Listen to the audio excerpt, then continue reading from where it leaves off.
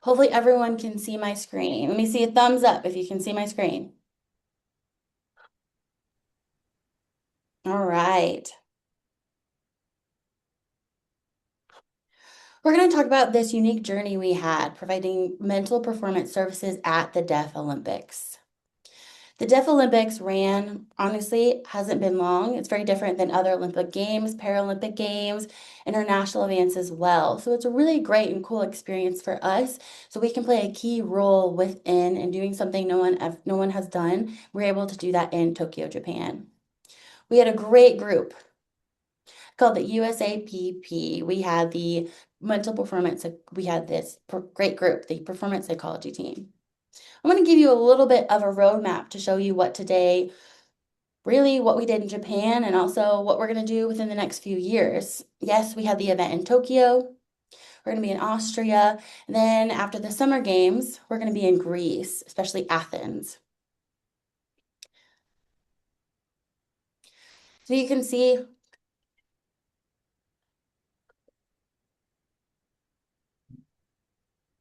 now we're going to be talking about the current state of the sport, what the Deaflympics looks like, what's going on with the culture, and what are some gaps that we need to navigate. How we gained entry into the Summer Olympics. How did we get even a part of this? And also, how are we developing with those students and having those relationships to make sure we are the right fit for everyone? And they'll also be talking about what it was like in Japan, the experience we had, and what we did in Japan, the day in and day out.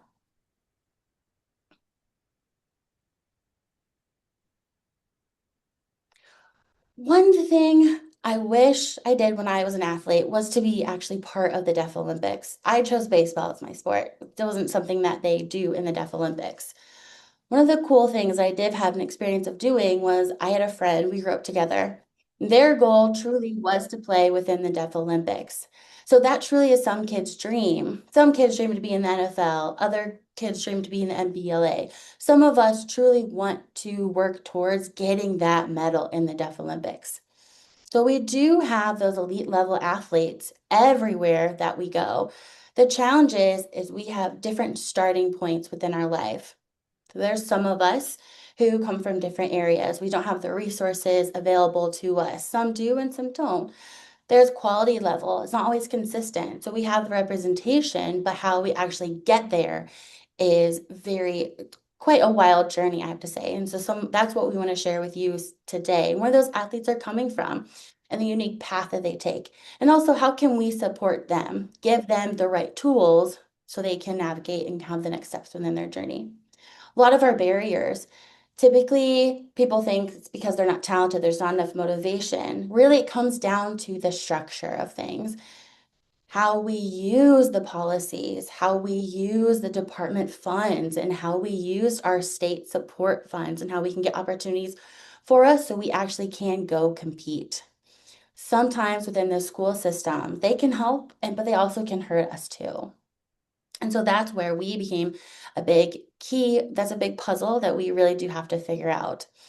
I, as an athlete, in where I am from, they did not actually allow me to play sports because I was deaf.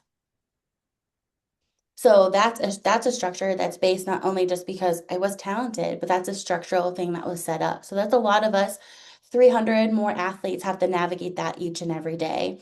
So the goal that we have as someone who is in the position where we can serve those athletes, really what we try to do is we want to grease the wheels a little bit. We want to reduce that friction. We want to increase the opportunities, and we want to make sure there is clear and actionable pathways for those students to be able to get there. Some of the challenges typically you'll commonly see that come up, athlete specific at the higher level, is the financial load. It costs a lot for the gear, medical reasons, traveling, taking time off from work, even taking time off from school. Within Japan, we have a lot of athletes that were collegiate athletes. And so when they were competing, they had to really figure out how to navigate that. The cost of the equipment. Also, that's something else we can talk about, the gear, the price itself of the gear. It's as much as a flight ticket could be. And so none of us were really able to cover that. So we had to fundraise a lot. Some folks had to pay out of pocket to be a part of the Olympics. And that money then ties into when it comes to access, the cost of sign language interpreters, the cost for accommodations, for mostly for getting things and getting folks trained. Another thing of the hidden cost that I personally call is the deaf tax. Deaf tax means we have to pay tax in the sense of we have to fight for communication. We have to fight for education. We have to advocate for ourselves. We deserve this opportunity, but still, once I get there, once I'm already at the starting line, I'm already a bit fatigued because of everything I've had to do. So I definitely have learned from Dr. Becky Clark, one of the first ever person you'll be hearing from her a bit later, athletes who really has experienced that fatigue and got from that starting line and then was ready to go. So that can definitely become a barrier and a filter in of itself. Just feel, okay, where can we go through from there? That way we can get there. And those talents, right, then we're filtered out because they don't even able to show up to the games because of the structure. And that can get in the way a little bit. So there is a lot more things to explore. We want to provide that pathway, have it ready for them to go so that they can get there and they can do it. Another area we really wanted to be mindful of was leadership, the structure. I always mention structure that comes with the leaderships that we have, making sure the right people are set in place to open the door, to have the right doors open for those folks.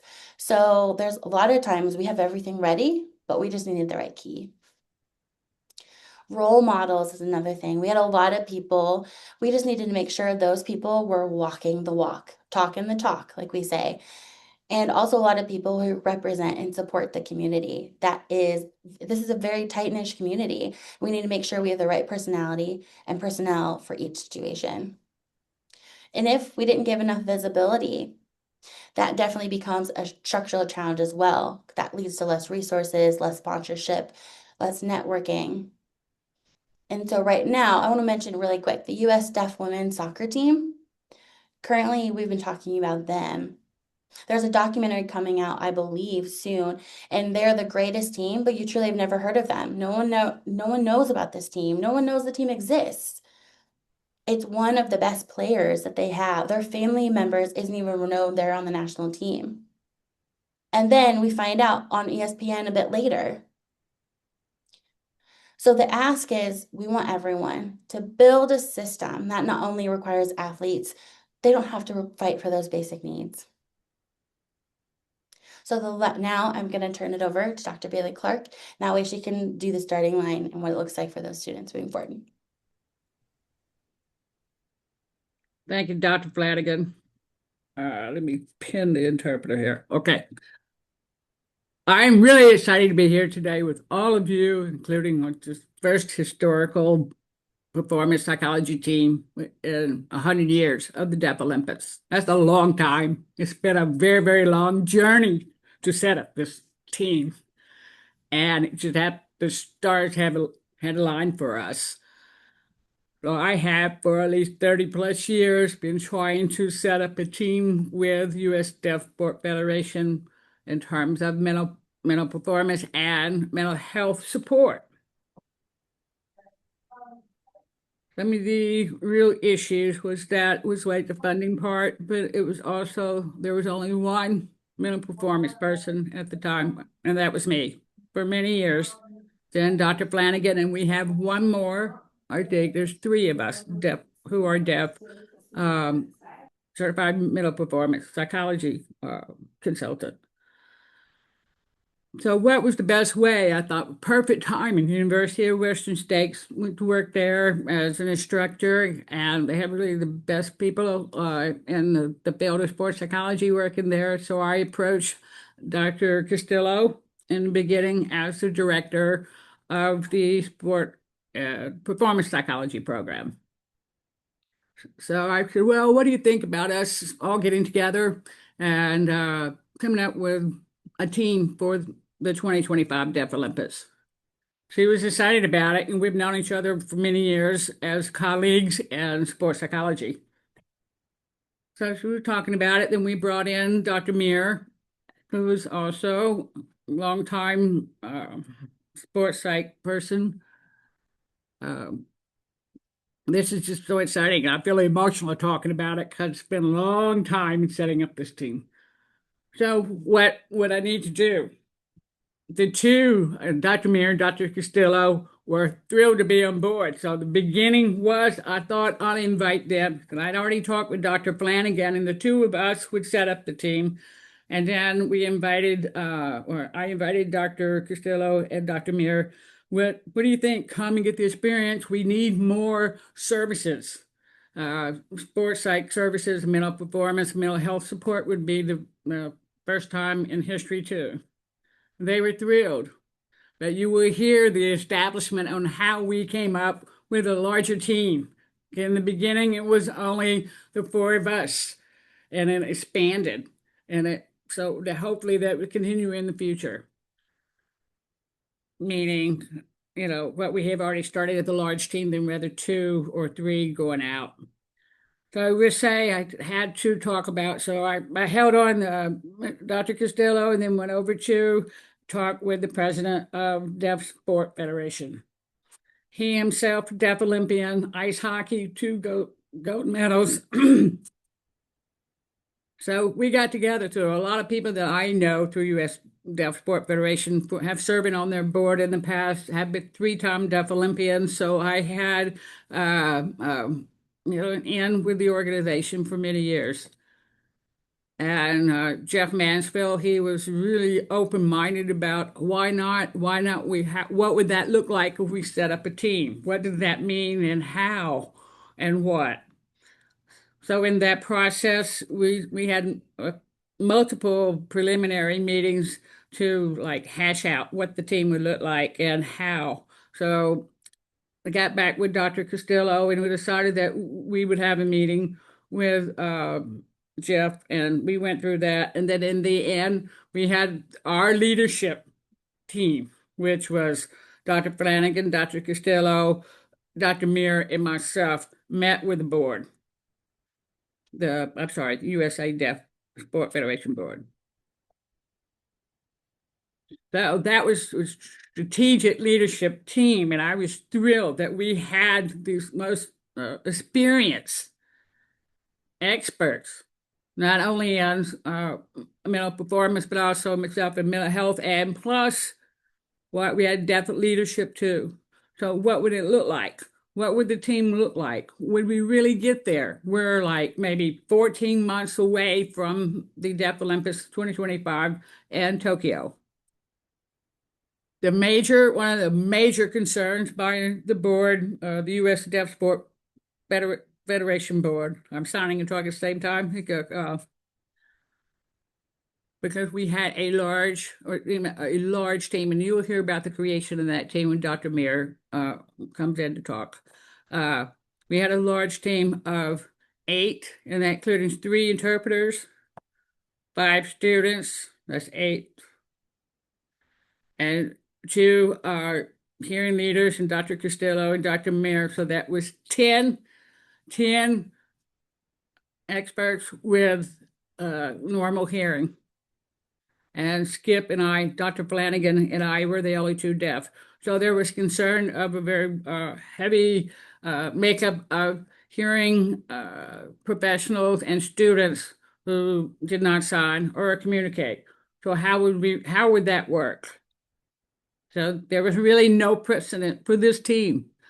Who would work with who, and who would maintain the control and the power and all of this, the challenges. How would we communicate with athletes and so on and so forth? So after our meeting, I keep going. Yeah, sorry. After our meeting with the board, let's see, Dr. Flanagan, Dr. Castillo, Dr. Meir, and I met with the board of USA Deaf Sport Federation and pitched the program. Pitched the team for the first time, and it was an outstanding team meeting and everything, but we were actually building the plane as we fly in it. What it would look like. So we had strategic meetings and ongoing communication to understand we establishing trust, clear role boundaries, access, and alignment. How would we fund the team? How would that work? What it would look like? Our team also, eventually we included 3 ASL interpreters. So we had a large team of 12, which is exciting for the first time in 100 years of the history of Deaflympics. So we wrote up the proposal, sent it in to the board, and waited. I was waiting. I had been waiting for 30 plus years. And I said, please let this dream come true. And this would be athlete-centered program, deaf athletes. And so we got an answer back. It's been approved. It has been approved. You hear that? First time in 100 years. And I'm going to lead this in with Dr. Meir, because she's going to be talking about, she and Dr. Castillo really ran the mental performance team, what that would look like, the training of the students. And Dr. Flanagan and I were we were training on the deaf cultural part, that we had a year-long training. And we covered all the cultural aspects, and it was really important to have the cultural competency and understanding. And here we go. I'm sorry. I'm just getting really emotional thinking about this. This is just outstanding. So as we move along, I will say that I mostly primarily for the games in Tokyo named Dr. Castillo, Dr. Flanagan were co-directors there. I was working virtually, and Dr. Meir was the director of the mental performance. I focus on setting up a crisis program, or a plan for mental health for the athletes as needed. And our team were all certified in mental health first aid, so we had that covered in terms of mental health support. So we had a full team. And let's move on with Dr. Meir. Thank you so much for the opportunity to speak today.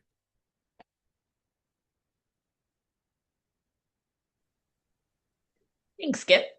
So, as Becky said, Dr. Clark, we identified that we're going to need a team. We were about 12 to 13 months away from the games. We need to figure out who are we going to put on that team. So the process really started way before Tokyo. And because it was the first team, we know we have to get it right.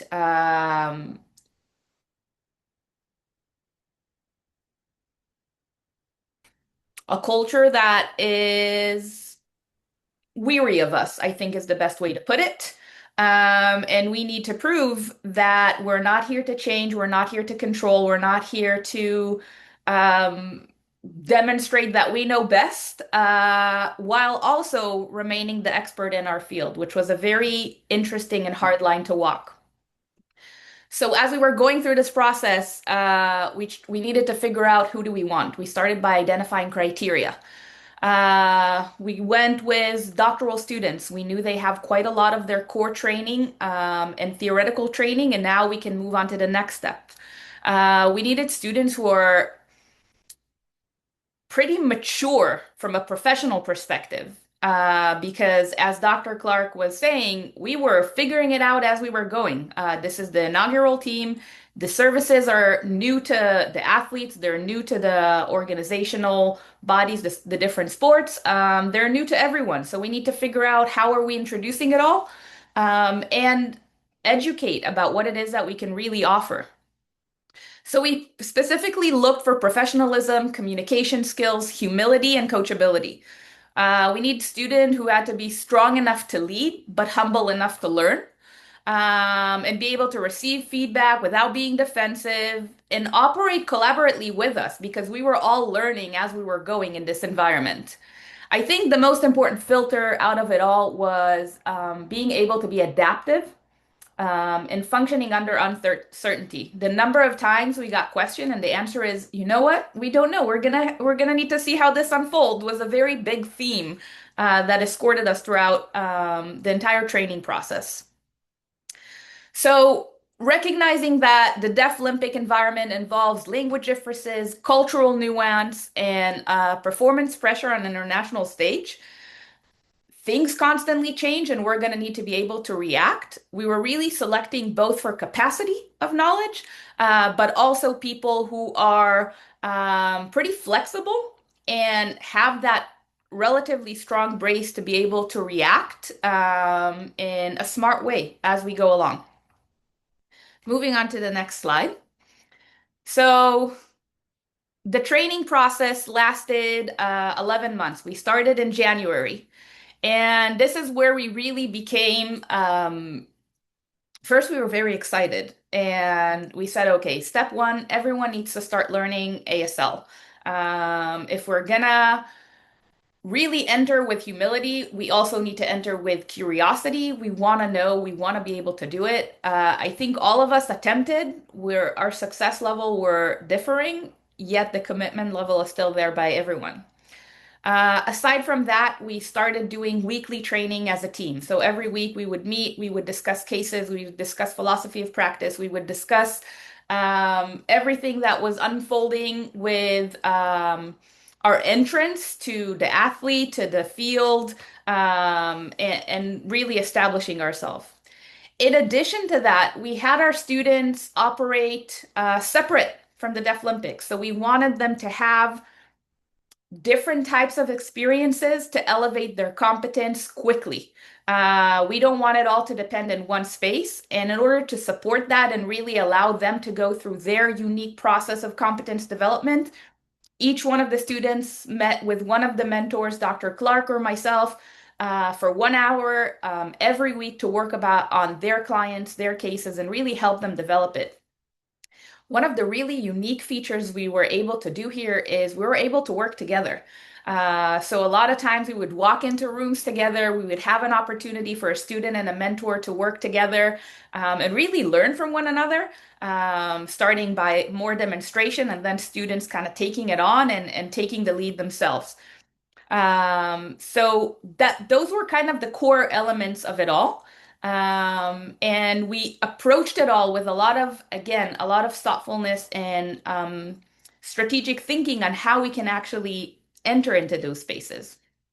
So moving on to the next slide, what did we actually do? So we started by really tapping in onto geography. We are an online program. Our students were all over the US. We can maximize that by trying to get as much in-person interaction as we can. So one of the first criteria we were looking for, is there anyone from our team that can meet in person with the athletes? Because face-to-face is a much easier entryway. And it's a quicker way to build rapport and kind of show we're not scary, we're not here to fix you, we're here to offer services, and this is what it can look like. We were also very cognizant of aligning our consultant strengths with the team needs. What that meant is some of our team members are really strong at that one-on-one work. Some of our team members, they control a room. Everyone can do both, but everyone has a little bit of a different style, a different strengths. So how do we tap into that to make sure that we're meeting the client's needs, we're meeting the athletes where they're at with the best consultant that we can put forward? We were thinking about the gender of the consultant. We were thinking about the expertise in terms of the different sports. We each have a very different background on the team. So how can we maximize all the expertise we're holding within that group and bring that to the athlete to meet and have the maximum potential for impact? One of the main things we learned very early on is that the teams are very diverse in their nature. So the communication style, that's not a straightforward question. One of the first things we needed to tap into and understand is what is the preferred communication style of the different athletes on the team. We had teams that were a lot more deaf culture and more teams that were leaning more towards mainstream and a little bit more people who maybe did not sign at all or were both signing and verbal. So we needed to figure out how do they prefer to communicate and how can we make sure that we meet them where they're at. So an example of part of that is if we're entering martial arts, which is deaf culture is very strong in that space. We probably need Skip and Becky to help us out there and kind of allow to introduce us in and show that we're okay. We're not dangerous. We come as friends. We're not trying to colonize more or less this space, but really work together with you. So I think that final piece is really demonstrating we were really trying to fit in to the systems that were there and work with all the parties that were doing it. So working with the athletic trainer, working with the coaches, working with the boards of the different sports, and working with the athletes. So really approaching the system on all of its layers to best support the athletes. And with that, I'm done.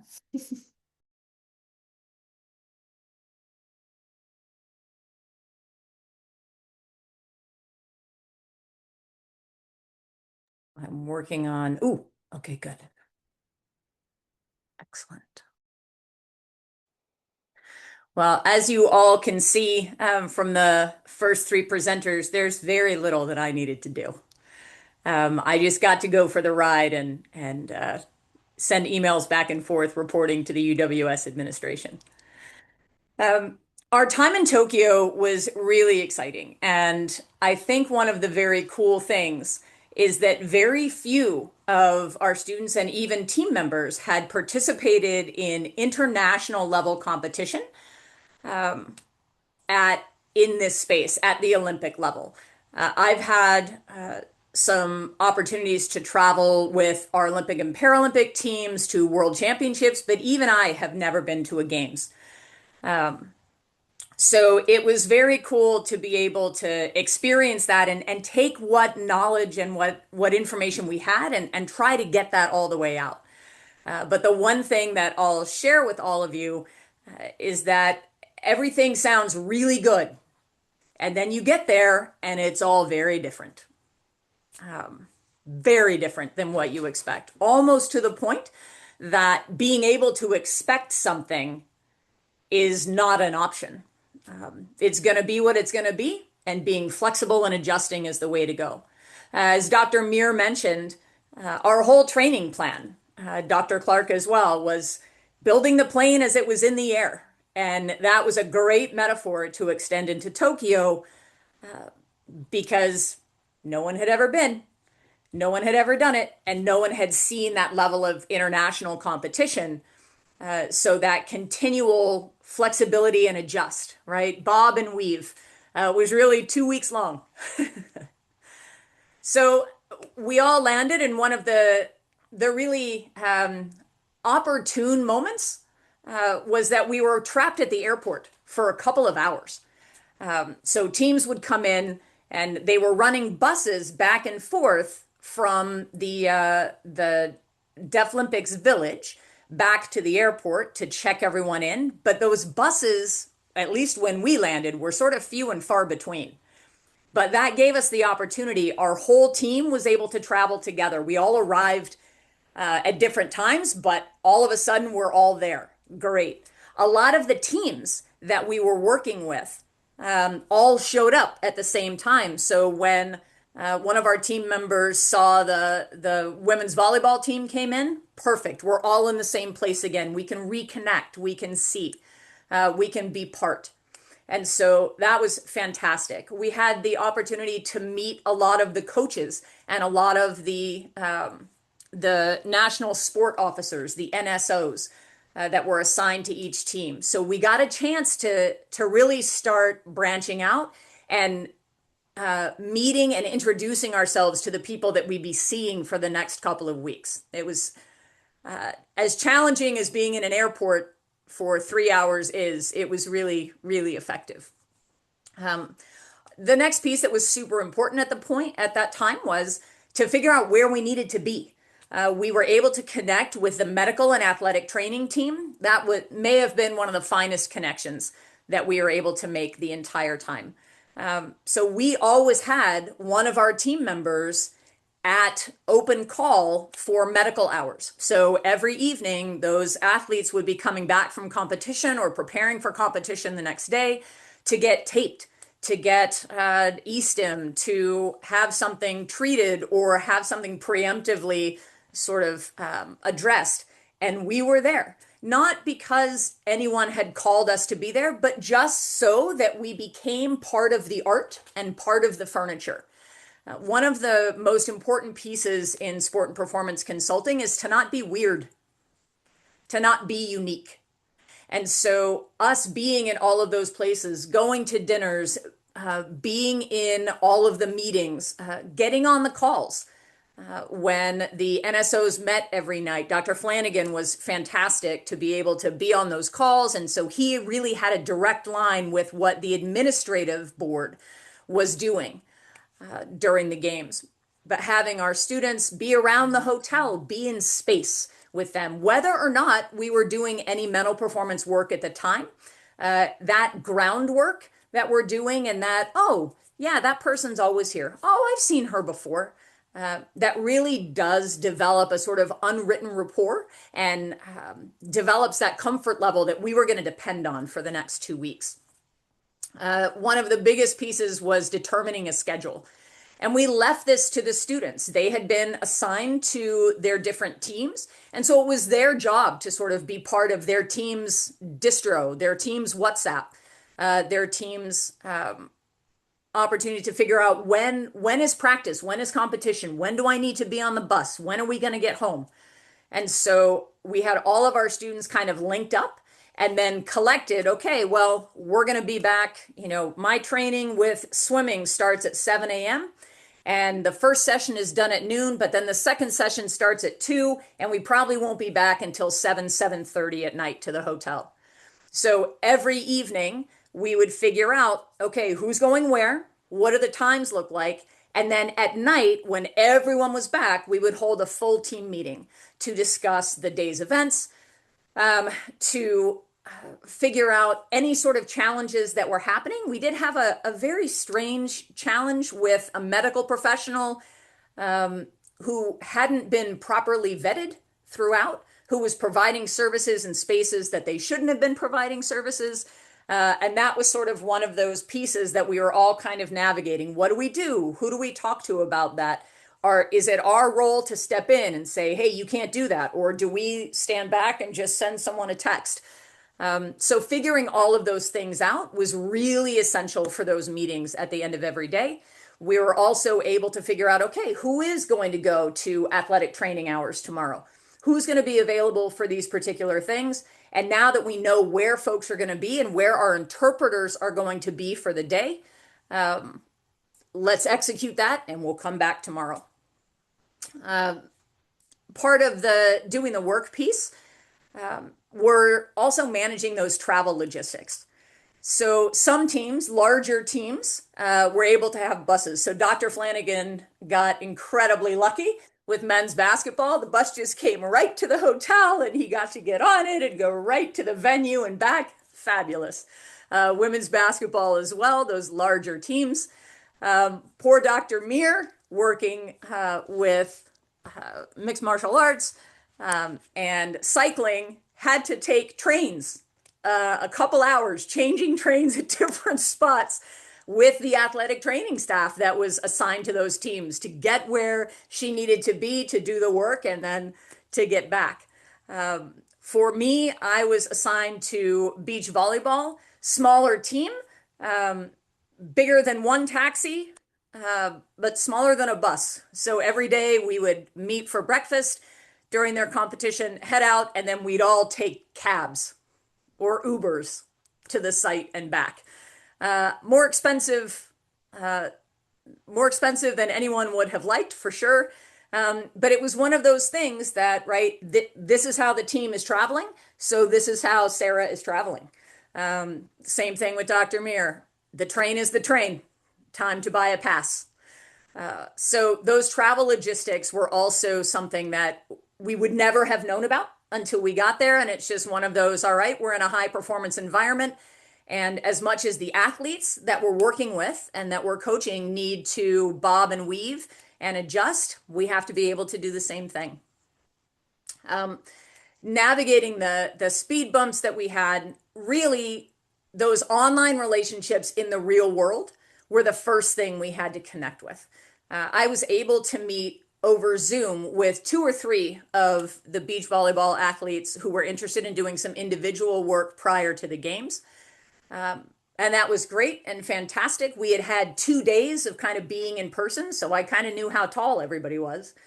But being in the real world and trying to change those relationships and pull them into sort of all 3 dimensions was really important.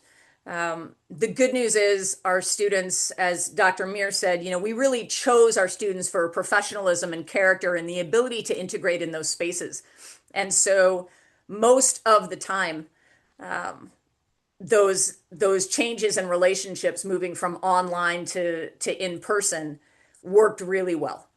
We didn't have any, I'm not used to seeing you in pants, right? I'm only seeing you from the waist up. So no, those worked out very well. And then the final piece, which selfishly was my favorite piece, as a program director, when we bring in new students, when we take in new applicants, everyone in sport and performance psychology has this really wonderful, rosy view of what it must be like to work at an Olympic Games, what it must be to work with professional sport. And then you get there and it's a damn job. It is not. It is not rosy. It is not always pretty. You will not sleep. You might not eat. There are lots of pieces, and so it was fantastic for me to be able to have this team offer those experiences to students. So the expectation versus the reality of the work was a really important piece. I remember one of our students asked in a meeting before, so how much time are we going to have to do sightseeing? And unfortunately, not my most professional moment, I remember openly laughing and saying, oh, dear, dear, dear. No, no, no, no. And so I think what's fantastic, again, assigning those students to different teams meant that you're with your team's schedule. If they're at breakfast at 6 a.m., you're at breakfast at 6 a.m. If they don't get back until 10:30 p.m., you don't get back until 10:30 p.m. And so when the teams had days off during competition, those students, our team members, were like, oh my goodness, I don't even know what I want to do today. I'm so excited just to have time. Maybe I'll just go straight to bed and get myself caught up.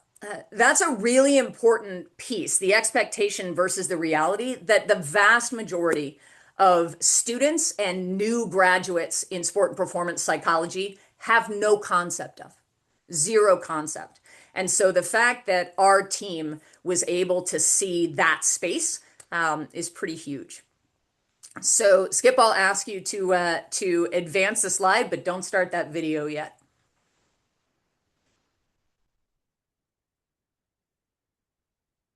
That's all right. All right, awesome. So what I'm going to show you is an example of one of our, and Skip, you have your cursor, so I'm going to ask you to point when I start saying names.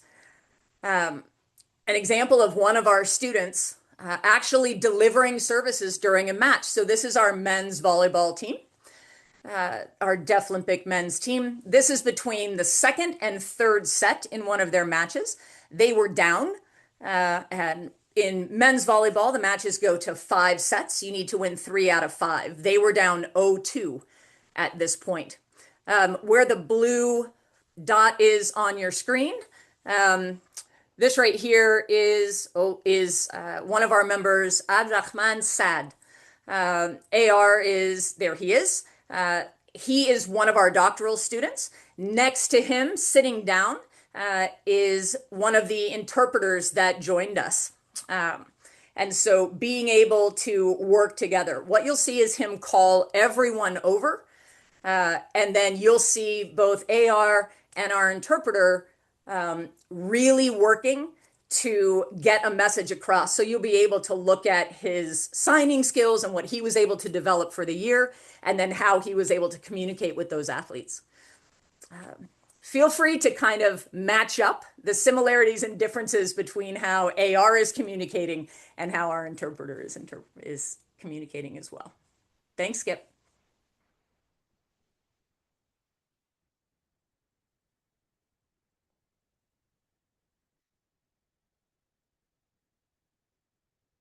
So you'll see him call everyone in.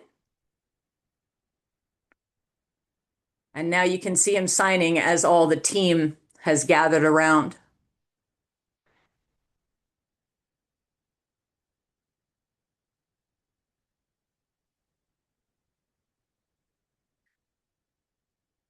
So you can see a lot of the similarities between what AR is signing, the signs that he knows, and how Adrian, who is a professional in our field, as an interpreter, is able to get that same message across.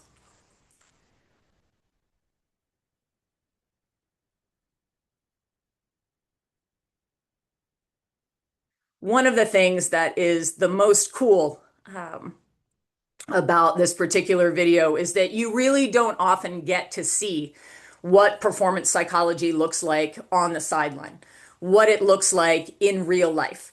The good news is most of those athletes were turned away from the camera, so Skip was able to get a great video of that. But I think it's super exciting to see, one, how well our students were able to connect with those teams and our team members were able to, but also the relationships that we were able to develop with the interpreters. And AR and our interpreter, Adrian, had had a lot of time together. They have figured out a lot about each other. They worked in a lot of different spaces at the same time, in locker rooms, on sidelines. So it was a pretty fantastic experience. But don't take it from me. I'm going to turn it over to one of our doctoral students, Drew Werner, who joined us on the trip. He can talk about his experiences.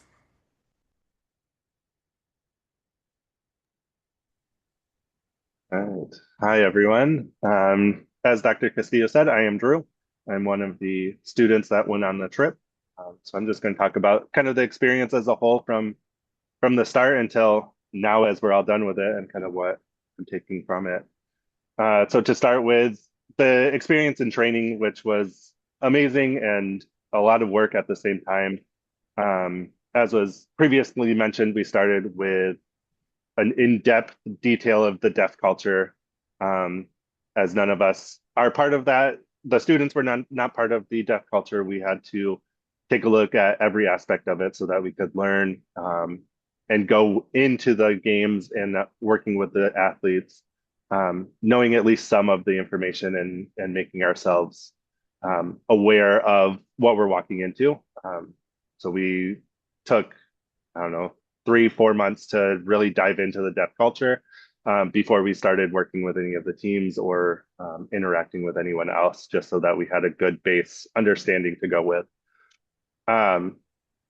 Once we started working with the teams early on, I definitely felt like I was thrown into the deep end.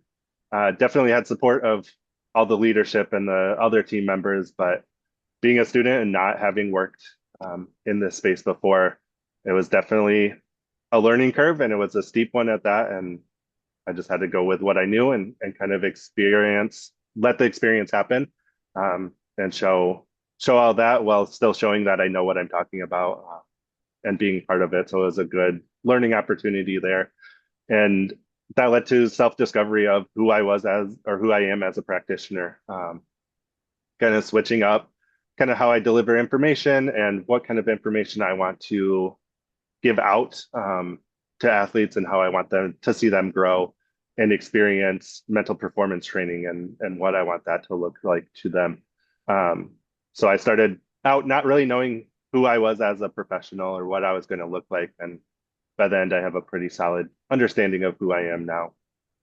And then last aspect of this that I want to talk about is growth in presentation of the information. Having group sessions, I worked with mainly with the wrestling team and then with the golf team as well. The wrestling team had regular virtual meetings, so I had to prepare for that. I've not really done group meetings in virtual settings before, so figuring out how I wanted to do that and what worked and what didn't work, especially having to interact with interpreters at the same time and making sure that information is clear and getting passed along.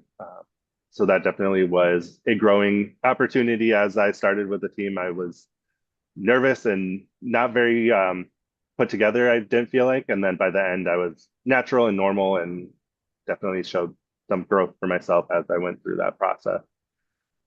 Moving on to next, kind of the experience in Tokyo. So next slide, perfect. My experience there was definitely the most outside of my comfort zone that I have ever been. I've traveled outside the US once and now twice. So just stepping away from my normal life and my family and being put out there in that space um, was definitely an experience that I didn't think I would ever sign up for. But doing it definitely changed me and had an impact on just who I am, and being in that space definitely has allowed me more opportunities to step outside that comfort zone so that I'm becoming more comfortable and my zone is growing for myself. Being part of something no one has done before, that whole building the airplane as we're going analogy is great. It was quite the experience being the passenger on that plane and seeing what that looked like, as well as helping put the plane together too. So just seeing it and letting people know who we are and building those relationships, hopefully is something that is growing, and then those things will continue, as I think we did a really good job while we were there. And then one of the biggest experiences for me was communicating and adjusting in real time. Knowing very little sign language, I was not very confident in my ASL skills when I got there. But having to do it and just be part of it and show that I'm part of the community and that I want to be there for them was quite the experience. And just being able to adjust in person and have those sessions with athletes that I had previously just worked with online, and having that mix of communication, that mix of relationship, really put it into a whole new perspective rather than just being online or just being in person. Showed me kind of how they can work together and how they work together well. And then next slide for the last part here. My plan moving forward, like I said, this was a great experience, and it's something that I won't forget, and it won't go away from me anytime soon. But what I'm taking most from it is that I have solid evidence now for what I do, how I do it best, and why I do it. I learned a lot about myself and what ways work for me in presenting information and how I want to interact with future clients and people that I'm going to be working with as I grow in the profession. And now I know kind of the bones. I know have the structure that I want for where I want to go. And now it's just putting everything else together for there. I plan on continuing to learn ASL with my kids. We work on it every day. They're learning new skills with me. And we're definitely trying to embrace that culture and embrace having that background of what I've seen and how I'm working. So we're all going to start supporting that community. And then additionally, like I want to figure out ways to support other communities that are also underserved. Just realizing and seeing the struggle that some of these athletes get without the support, and how they kind of have to do it all on their own. I definitely want to support other areas that need it too. And then I think the biggest thing for me was being willing to take risks. Stepping into this, as I said, was outside my comfort zone, and being willing to do it provided me a lot of good information that I wouldn't have otherwise. So if I had done what I would normally do, I would have stayed in my safe space, and I wouldn't have learned anything. And just learning what I learned and getting the information from all the leaders and the other students that were there, it was definitely worth it to take this risk. And if other risks come up, like I want to be more willing to take those, just to know that I'm going to get more out of it than what I feel like I'm putting into it in the end of the day. So that's kind of my experience. That's what happened on the student side of things. But we all had our own experiences, and it was all definitely a fun thing to go through and work through. And I hope there's more opportunity for it in the future.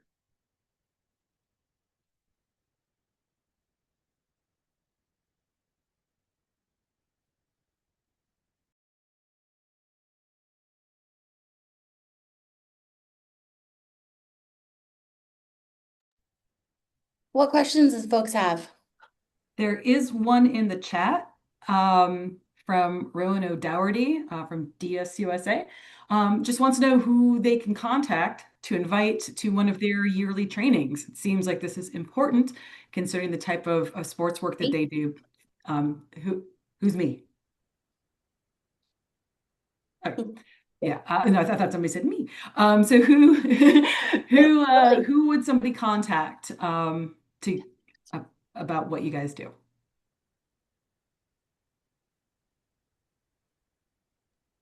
I can't find myself on the screen, but I'm assuming that my video is on, and I It can is. tell from Becky's laughter that my audio is on.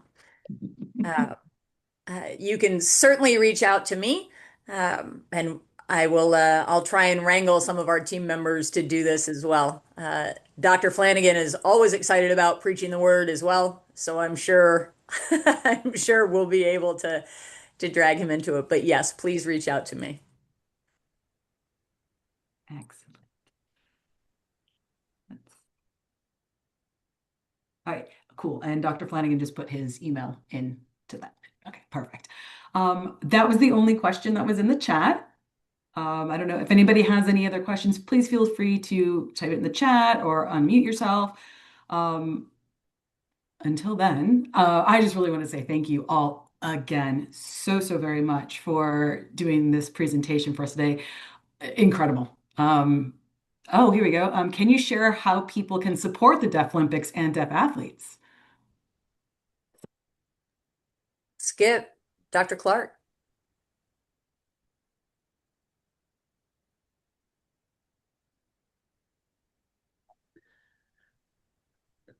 Well, we're discussing about how we support the Deaflympics in terms of funding, that we have to raise funding. That each of the athletes must raise funding just to train and participate in the games.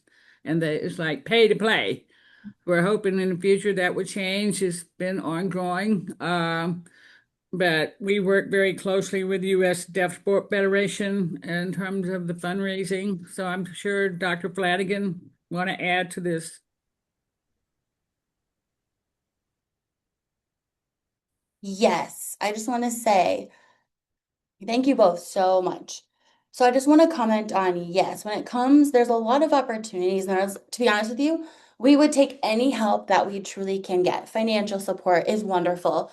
Also, want to recognize more often than not, what we have seen is we just need space. We need a space. We need a location. Typically, where we can get together for training, whether it's different sports camps. A lot of the times, if people are nice enough, they have a big venue, they will let us train there. And that leads to really everyday opportunities, whether you have something in your local community or you have a partnership with an organization or other company up there, that sort of thing. Truly, we just need a space where leaders can have some fun and those athletes can be there. I know Drew did talk about truly being out of the state, and 90% of the time, there's a lot of things that can happen. You never know.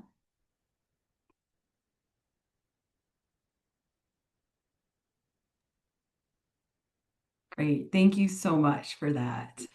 You know, I just want to say I want to make sure that we really are honoring the contributions of University of Western States with this. Um, this is not possible. We didn't get paid for this. We had to pay our own way. And having 5 doctoral students find a way to raise almost $10,000 on their own is not going to be an option. And so it really is fantastic, and it was truly amazing to be able to be part of a university and part of an opportunity where University of Western States really leaned into its values, really leaned into its mission. And so we were honored to be part of that. So I would like to add to that, Dr. Castillo, that it's really setting a fantastic precedent and being able to partner with UWS, the university, and all the experts there, and how we came together as, like I said, the bridge to the U.S. Deaf Sport Federation, and setting up a team and what could be, what could happen, but the tremendous support, not only financial, that the university gave to the team was phenomenal and really was historic. So I am really, speaking for the deaf side of our Deaflympics for ourselves, and the many years I've been involved, and I'm sure Dr. Flanagan too, is just to have this kind of model. I hope that it continues in the future. in terms, people getting to know more about the Deaflympics and how to support deaf athletes at many different levels. Dr. Flanagan, I think, said something. There you go. Oh, okay. Anyway, so thank you, Dr. Castillo and Dr. Meir, and with the UWS folks. This can never have happened without you. It is historic, and it's in the books, and it will continue. And the progress has been phenomenal. So thank UWS as well. Truly, truly, thank you all. Really incredible what you're doing. I'm getting emotional. As I did mention earlier at the beginning, everyone who registers for this GLOBETalk will get a copy of the recording. I know that Dr. Castillo, Dr. Flanagan, and Dr. Meir have all put their email addresses in the chat. So I will include those in the email that I send to the registrants in case anybody who is unable to attend can reach out if they have any questions or want to connect or support or do any of that. So I'm happy to do that. Really, thank you all again. Appreciate your time so much, and I know it's busy for all of you. Really, truly incredible work that you did, that you broke ground on, and continue to do. Really, really impressive. So thank you all, and I will send the follow-up email with the recordings and the email addresses shortly. Thank you all. Have a wonderful day, and hopefully we'll see you again soon at a GLOBETalk. Thank you. Thank you.